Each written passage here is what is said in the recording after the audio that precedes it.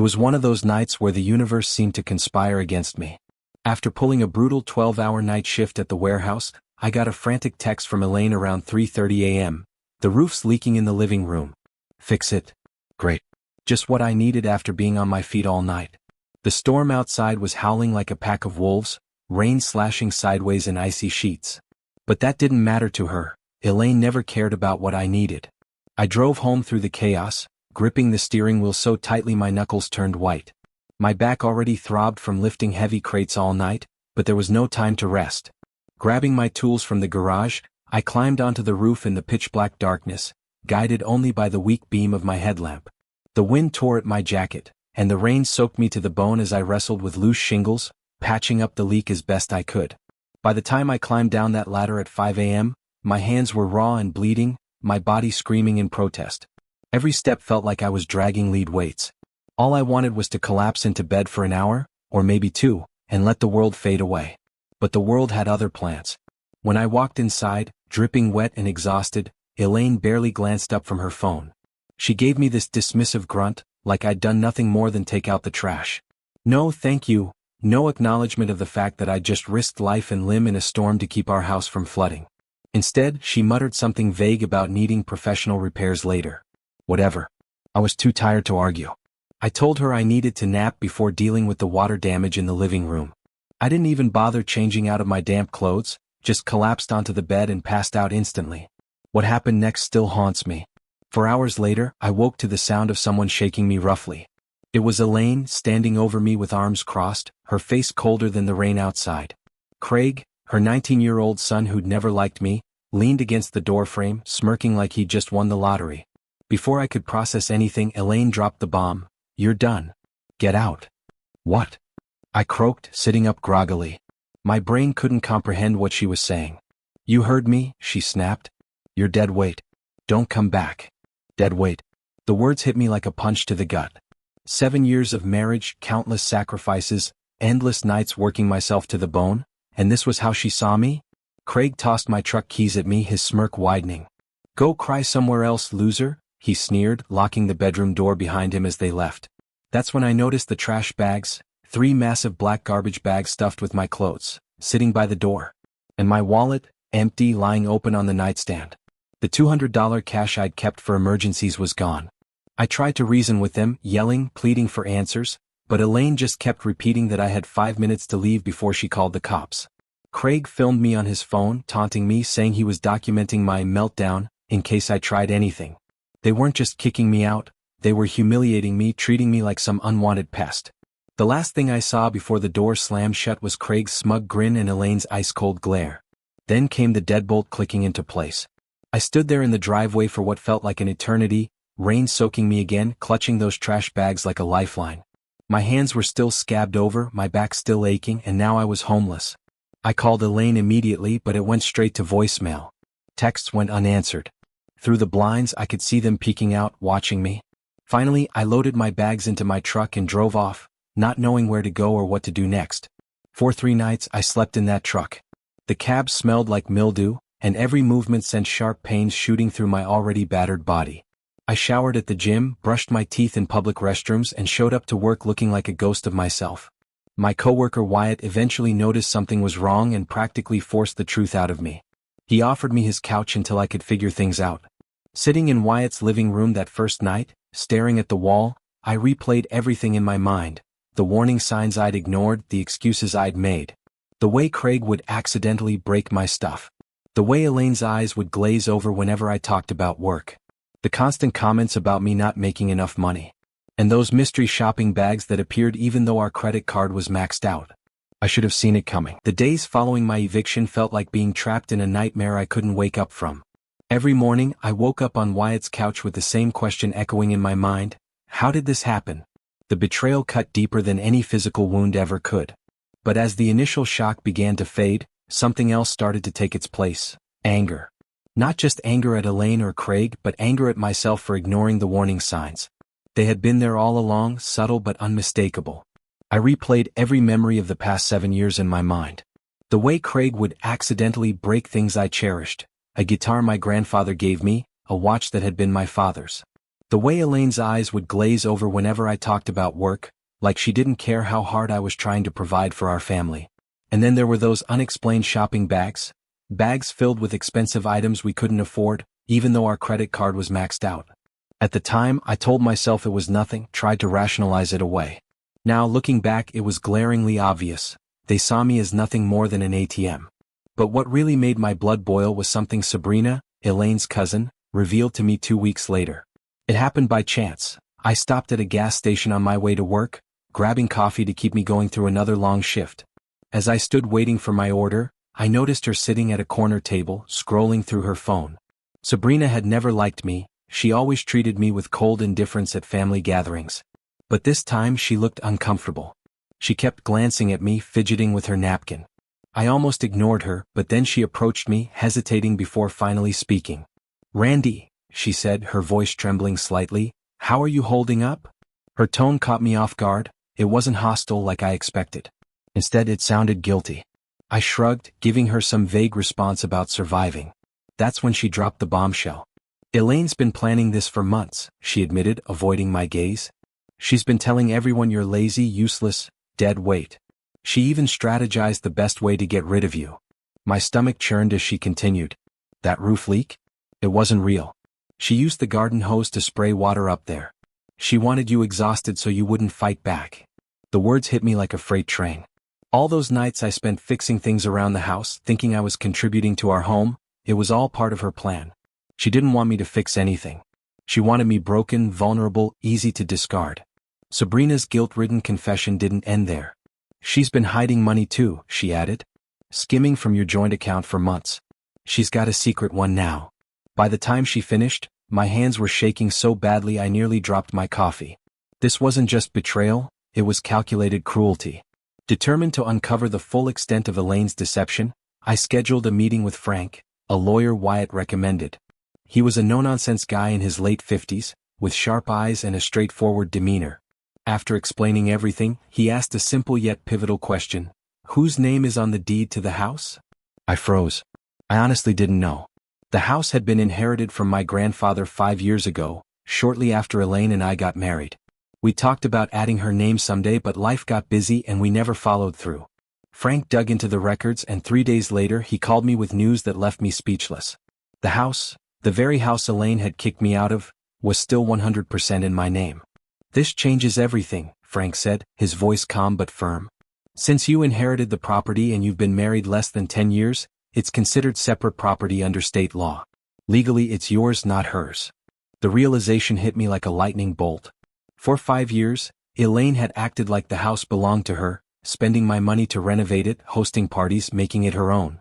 And now I held all the cards. But the revelations didn't stop there. During our investigation, Frank uncovered something even more shocking. Elaine had taken out a $25,000 personal loan using the house as collateral, without my knowledge or consent. The signature on the document? That's fraud, Frank said, his expression grim. "We can use this to build a strong case against her."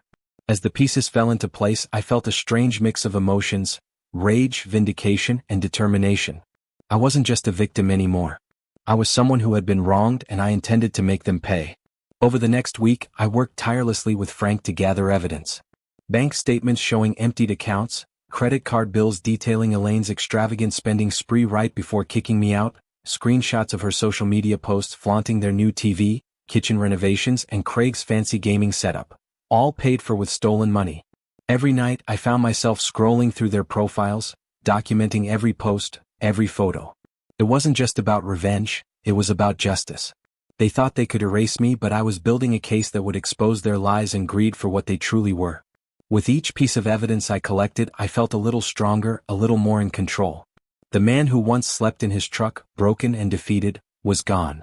In his place stood someone ready to fight back, not with fists but with facts. And so, as Frank finalized our legal strategy, I prepared myself for what lay ahead. The house was mine. The truth was on my side. And soon Elaine and Craig would learn that some bridges aren't just burned, they're obliterated beyond recognition. It was Monday morning, and the air felt thick with anticipation. I woke up before dawn, my stomach churning like a stormy sea. Every nerve in my body screamed that today would be the day everything changed. For me, for Elaine, for Craig, and for that house I'd worked so hard to keep. Wyatt had offered to come with me, but I declined. This wasn't something I wanted an audience for. Instead, Frank and I met at a gas station down the street from the house. His presence was reassuring, calm, composed, and ready for whatever chaos awaited us. We parked a block away, out of sight. Through the windshield, I stared at the house I'd inherited from my grandfather, the house where I'd spent countless nights fixing leaks, painting walls, and trying to make it feel like home. Now, it stood there with its hideous purple door, a symbol of everything Elaine had taken from me. My hands gripped the steering wheel tightly as memories flooded back. The sleepless nights, the sacrifices, the betrayal. At 8:59 a.m., the sheriff's car pulled up right on schedule. I took a deep breath, my heart pounding so loudly I could hear it in my ears. "Ready?" Frank asked, his voice steady. I nodded, though I wasn't sure I'd ever truly be ready for this moment. We walked toward the house together, the sheriff leading the way. As we approached, I caught sight of movement inside through the glass panels beside the door. Craig appeared first, shirtless and bleary-eyed, looking utterly confused. Behind him, Elaine rushed over, hastily tying her robe around herself. For a brief second, our eyes met through the glass and I saw it, the flicker of panic in her gaze. She thought she was untouchable. She thought I was broken. When the sheriff knocked, Craig opened the door, his expression shifting from confusion to shock as he realized what was happening. The sheriff handed over the stack of legal documents, and Elaine snatched them from his hands, her eyes scanning frantically. Her face went pale as she flipped through the pages, realization dawning. That was the moment, when she finally understood that she'd underestimated me, that she'd crossed the wrong man. Elaine's reaction came fast and furious. She started screaming, accusing me of harassment, threatening to call the police. But the sheriff, calm and professional, simply pointed to the papers in her hand. "Everything is in order," he said firmly. Craig tried to step up, puffing out his chest like some wannabe tough guy.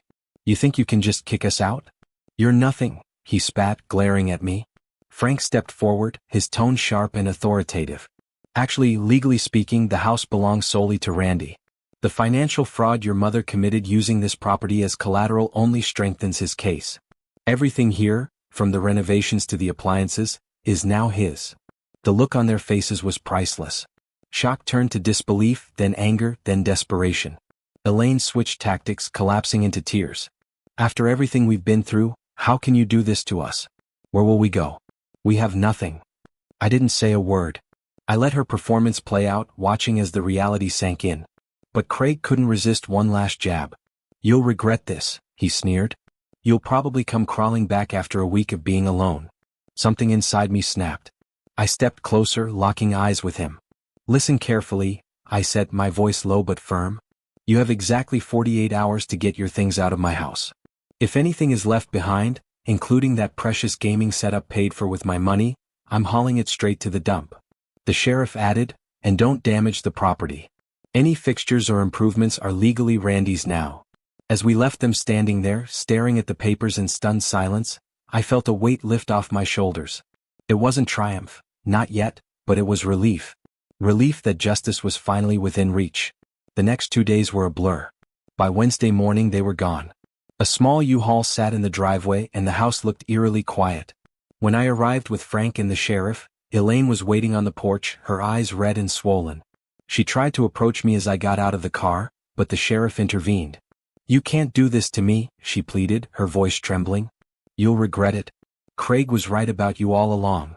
I didn't respond. I just kept walking past her, stepping into the house for the first time in months. What I found inside was devastating. They'd left in a hurry, taking what they could carry and leaving the rest. Walls were partially painted, kitchen cabinets removed but not replaced. They'd even punched holes in the drywall and cracked the bathroom sink in a final act of spite. But none of it mattered. The house was mine again. Frank documented the damage for potential legal action, then shook my hand. "The worst is over," he said. "Let me handle the fraud case from here." As I sat alone in the empty living room, I felt lighter. Not victorious, not happy, but free. Free from their toxicity, their greed, their lies. Later that evening, Wyatt showed up with pizza and beer. We sat on the floor, eating and planning repairs. For the first time in months, I felt hope, not just for the house but for myself. It had been 2 weeks since Elaine and Craig were evicted. I didn't hear from them after that last desperate text at 4:13 a.m., the one where Elaine begged me to take them back. Part of me wondered what they were doing, Where they'd gone, how they were surviving, but most of me didn't care. They had made their bed, now they could lie in it. Or, as it turned out, on someone else's basement floor. I found out about their new living arrangement unexpectedly, thanks to Alexandra. Elaine's older sister showed up at my door one evening, her hands trembling as she twisted her wedding ring. She looked like she hadn't slept in days, her eyes hollow and shadowed. For a moment I just stared at her, unsure why she was here after all this time. Alexandra had always been quiet during family gatherings, overshadowed by Stepson, her domineering husband. But tonight she looked broken. "I need your help," she said simply, her voice barely above a whisper. She explained everything as we sat in my kitchen, the air thick with tension. After being kicked out of my house, Elaine and Craig had nowhere else to go. Desperate, they turned to Alexandra and Stepson, hoping for a temporary refuge.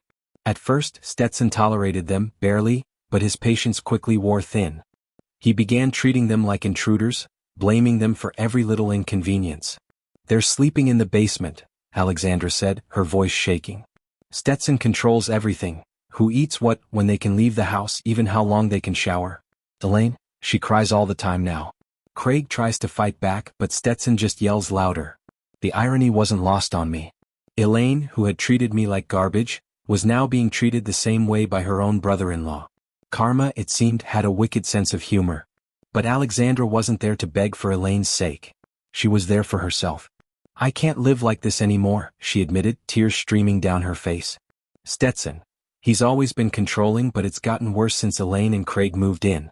He takes my money, tells me I'm worthless, says no one would ever want me if I left him. I've been planning to leave for months, but I didn't know how. Seeing you stand up for yourself, it gave me hope." Her words hit me hard. Here was someone who had done nothing wrong to me, yet she was trapped in her own nightmare. And despite everything Elaine had done, I couldn't turn away her sister. Not when she needed help. For 3 hours we talked. I called a friend who worked with a women's shelter, arranged for Alexandra to have a safe place to stay. By 10 p.m. she had a plan. She'd gather her essentials while Stepson was at work the next morning, then move them to a storage unit I rented for her. The next day I helped her pack.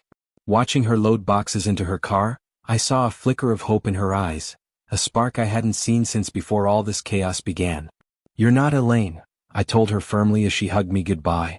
"You haven't done anything to me. You deserve better than this." 2 days later, Alexandra sent me a text. "Elaine and Craig found out I left. Stepson blamed them for driving me away and kicked them out. They have nowhere to go. No money. No car. Craig's got repossessed yesterday. No friends willing to take them in." I stared at the message, feeling a strange mix of emotions. Satisfaction, yes, but also a deep sadness. Elaine and Craig weren't victims. They had brought this upon themselves. Yet seeing them fall so far so fast was jarring. As the days passed, I focused on rebuilding my life. Wyatt and some of the guys from work helped me start fixing up the house. The roof was patched properly, the walls repainted, the scratches on the hardwood floors sanded down. Every repair felt like reclaiming a piece of myself. One evening, as I sat on the back porch with a beer watching the sunset, I thought about everything that had happened. Elaine and Craig were out there somewhere, homeless and penniless, while I was finally free. Free from their toxicity, their greed, their lies. And yet, I wasn't the same person I'd been 2 months ago. The Randy who once slept in his truck, broken and defeated, was gone. In his place stood someone stronger, more determined. Someone who knew how to endure, and how to fight back. Karma, it seemed, wasn't done yet. But for the first time in a long time, I felt at peace. It's been 3 months since I walked back into my house, the house I inherited from my grandfather, the house that Elaine and Craig had tried so hard to take from me. Every morning, I wake up in my own bed, look out the window at the sunrise, and feel a sense of peace I haven't known in years. The roof no longer leaks, the walls are freshly painted, and the scratches on the hardwood floors have been sanded smooth. Each repair feels like reclaiming another piece of myself, another fragment of my dignity. Wyatt and some of the guys from work helped me fix everything. The roof was the first thing we tackled, because nothing says home like knowing you won't get rained on while you sleep. Then came the kitchen, where I replaced the cabinets Elaine had ripped out but never bothered to finish. The bathroom sink is new now, its gleaming surface a stark contrast to the cracked one they left behind. Even Craig's gaming setup, which I almost hauled to the dump, found its way to a second-hand store. The money I made from selling it went toward buying a decent couch. Every day I see progress, not just in the house but in myself. The Randy who once slept in his truck, broken and defeated, is gone. In his place stands someone stronger, more determined. Someone who knows how to endure, and how to fight back when necessary. As for Elaine and Craig, karma hasn't exactly been kind to them. Alexandra sent me occasional updates, how Stepson kicked them out after she left, how Craig's car got repossessed, how they were living paycheck to paycheck, if they even had paychecks. Last week, I heard through Sabrina that Elaine finally got served papers for the fraudulent loan. Apparently, the bank wasn't thrilled about her forging my signature. Seeing justice unfold piece by piece has been oddly satisfying. But the most surreal moment came 2 weeks ago. I was sitting on the porch enjoying the evening breeze when my phone buzzed. It was a text from Elaine. "Can we talk?" Just those 3 words. No apology, no explanation. I didn't respond. Frank had already warned me against engaging directly, and honestly, I didn't have anything to say. Some bridges don't just burn, they get nuked from orbit. That night, as I sat alone in my living room, I thought about everything that had happened. About the nights I spent in my truck, convinced I'd hit rock bottom. About the anger and hurt that fueled me to fight back. And about the realization that sometimes, the hardest battles lead to the greatest victories, not just over others but over yourself. The lesson I learned is simple but profound. When someone shows you who they really are, believe them the first time. Elaine and Craig showed me their true colors long before I wanted to admit it. They made it clear in countless small ways that I was nothing more than a means to an end. But I let myself ignore the signs because I hoped for something better. Now, sitting here in my house, with its freshly painted walls and sturdy roof, I know I'll never make that mistake again. A few days later, I posted an update on Reddit sharing the final chapter of my story. The response was overwhelming, just like it had been throughout this journey.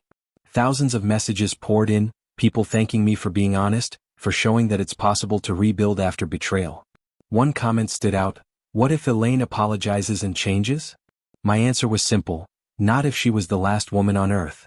Some bridges don't just burn, they get obliterated beyond recognition. And that's okay.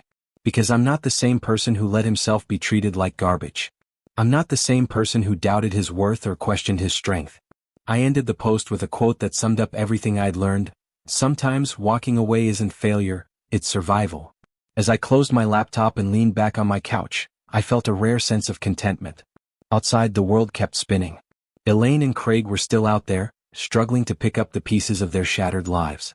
Meanwhile, I was here, safe, free, and finally at peace. Karma might not always strike immediately, but when it does, it's magnificent.